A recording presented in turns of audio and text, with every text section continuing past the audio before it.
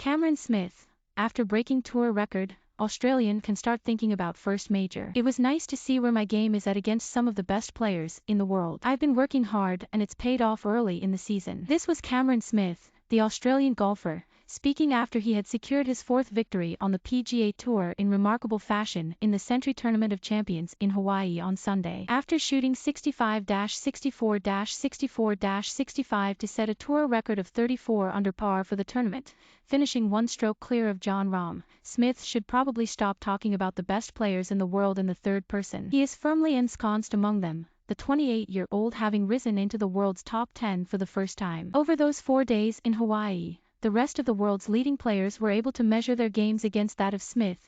In the bunch behind Rahm, the world number 1, were Collin Morikawa, the world number 2, 9 shots behind Smith, Patrick Cantlay, the world number 4, 8 shots off the lead, and Justin Thomas, the world number 5, level with Morikawa. This was a chasing pack of the highest order and Smith had held firm. As the season begins to gather pace in the United States, the European Tour, in its new guise as the DP World Tour, rolls into action in Abu Dhabi next week. It is a little early to be talking about potential winners of the Masters, the first major of the season, which is still 3 months away. But Smith's form will be worth monitoring over the coming week. In the past 4 Masters tournaments, the Queenslander has finished in the top 10 3 times. In the 2020 tournament in Augusta, postponed until November because of the pandemic, he became the first player in Masters history to shoot 4 rounds in the 60s, yet still finished as joint runner-up, 5 shots behind Dustin Johnson. Last year, he overcame a slow start to surge into the top 10 in the final round. There is something about the Augusta National that suits Smith,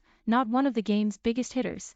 With an average driving distance of 300 yards, he was 87th on the PGA Tour last year, but a player with a wily short game and a hard-nosed temperament, which he ascribes to his upbringing as a rugby league-loving teenager in Brisbane. In Australian sporting circles, he was quite content to become known as the other Cam Smith, given the high profile of his namesake, the Queensland and Australia hooker, who retired last year as one of the sport's all-time greats. The golfing Cam Smith, introduced to the game by his father, Des, a scratch player himself, found himself tongue-tied a few years ago when he was introduced to rugby's Cam Smith, whom he had cheered on in numerous state of origin contests. Smith played rugby until he was a teenager, at which point he had to pick one sport, and earnings of almost $20 million suggest that he made the right decision, but he continues to acknowledge the impact that rugby league had on his sporting outlook. Growing up in Queensland, the rugby league team there is always the underdog, but they so often find a way to get it out and win, he told last year. Watching that and being a big fan of rugby league, I guess that's always inspired me to be a bit the same. Plus, I'm not the biggest guy out here or the longest, so I feel like I've got to scrap a bit, which is fine by me. It is notable, perhaps, that Smith spoke after his victory in Hawaii last weekend of how hard he had been working in preparation for the new season. Since his emergence,